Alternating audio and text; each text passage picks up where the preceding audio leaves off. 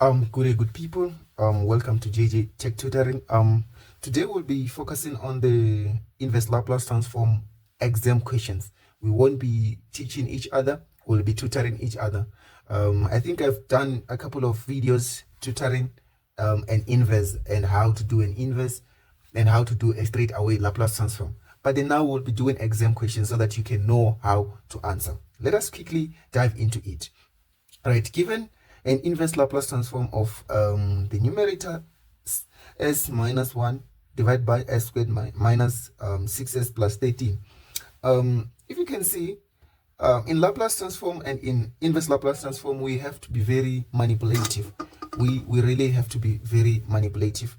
If you check your denominator, you need to make sure that you do completing the square. And then in most cases, if ever you have something, because it is not going to be easy for us to can factorize this. If it was easy for us to factorize this, we were going to be try to factorize, maybe also try to do partial fractions, but we are not going to factorize this. We are going to do completing the square, right? There are people who don't know how to do completing the square, so we'll try by all means to can do them step by step. So now s squared minus 6s plus 13. So how do we come about completing the square?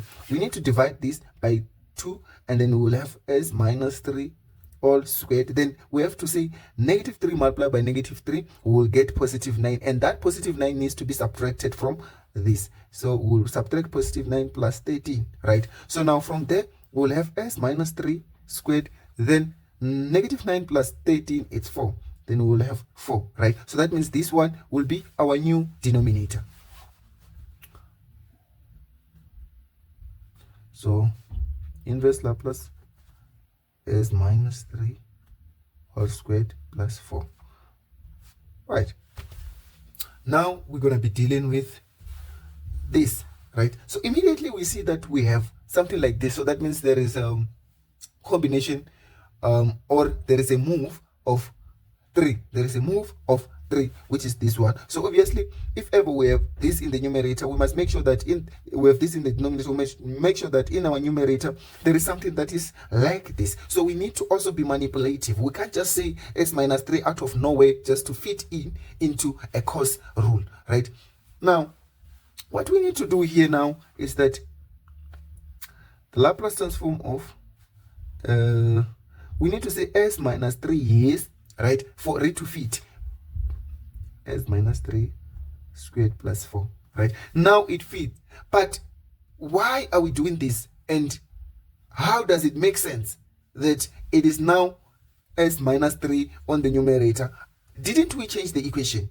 Yes, we changed the equation, and then to bring it back, we need to make sure that here we have something that sums up and give us negative 1. So that means if we say plus 2, right, negative 3 plus 2 will give us negative 1. So that means nothing is wrong with the equation. We are still doing good with our maths, right? So now when we have a denominator, we choose which one to divide with. We can take this and divide this part, and take this and divide this part. It will be still good for the maths, right? It will be still good in maths. So s minus 3 divided by s minus 3 squared plus 4, right, plus 2 over s minus 3 plus 4, right? So it can be something like this. It can be something like this, right? Now when it's like this, this one now fits to be a cos in the movement. A cos in the movement. Does that mean we're going to say e to the power 3t, right? E to the power 3t, then cos 2t. Why 2 here? It's because 4, it's 2 to the power 2. So we took this and put it here, right? Now plus, right? So this side we're gonna have no, we don't have a problem, because this one is a here, right? So that means we're gonna just have e to the power 3t as the movement, and then sine 2t, right? Sine 2t. So in the final, we can just factor out this, but it's not as necessary as the final answer. You can just leave it there. It will be still good, and you can get your full marks, right? So this is the end of the question. This is the end of the question, and then this is straightforward and it's good. That's how it should be. So you can pause the video and do it yourself, set yourself another question and practice. Right, now let's go to another question. Right, say you're given something like this: 4s minus 3 divided by s squared plus 4. Right, so this is the question that we need to solve.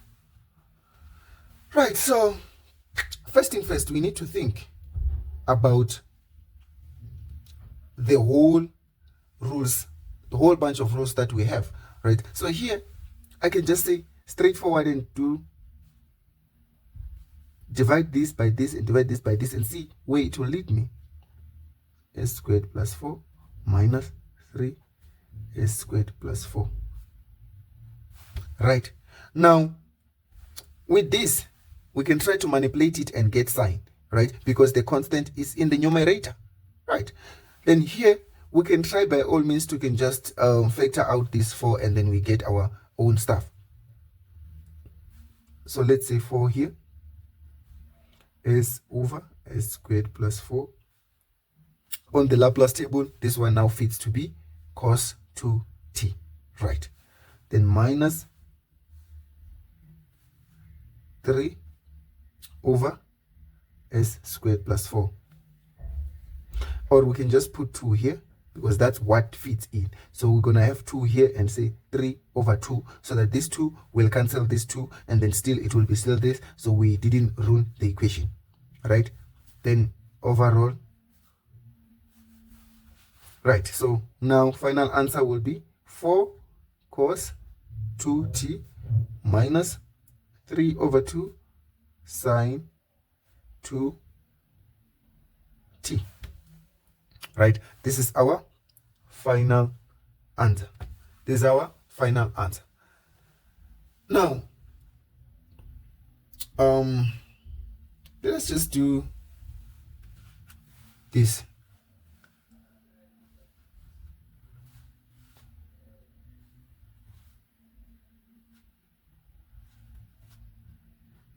S cube minus s squared. Not sure if this will fit in the equations here, but I'll try by all means to can make it fit. Right, now say you're given something like this. First thing first, you need to factor out this and try to do your partial fractions. Right, so now you're gonna have to say 2 over s squared, and then you will be left with 1s here and then nothing this side. So you're gonna have something like this. You're gonna have something like this, right? So from there you need to do your partial fractions, right? So we all know that this one can change into a over s plus b over s squared. This ends there. Then from there we have c, which is s minus 1. Right, now here you can do your partial fractions, and then you say 2 is equals to a as minus 1 plus b as minus 1 plus c as squared. Right, now from there you play with s's. You can say let s is equals to 0. You know that it's going to eliminate this side and eliminate this side, and here you will be having minus b, and then here you will be having 2, divide both sides by negative. You will have b as minus 2. Right, then you look for c. You say let s is equals to 1, because you know very well that when it's 1 this side, it's going to cancel this one and cancel this one, give you c, then c is equals to 2.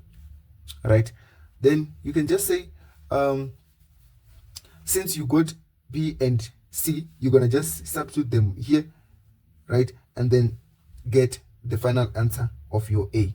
As when you have 2 here, you have 2 here, then you will get negative 2, right? Then from there you have to bring them back there, right? So that means you're gonna have your a is negative 2 over s plus negative 2 over s squared plus 2 over s minus 1, right? So now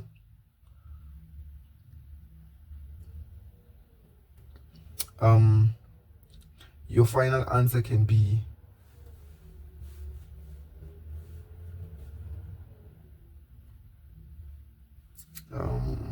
you can factor out this and become this, and then you'll have 1 over s minus 1 over s squared plus 1 over s minus 1, right? Then from there it will be now easy. It will be now easy, okay? It will be now easy to be 2 1 minus t e to the power plus e to the power t, since this one is having a movement and then this one squared here, so that means factorial, then is t. So this one is just the Laplace of a constant, so it's just going to be like straightforwardly this, right? So it will be just like this. So this is your final answer. So the most important thing is how to can manipulate the equation, is how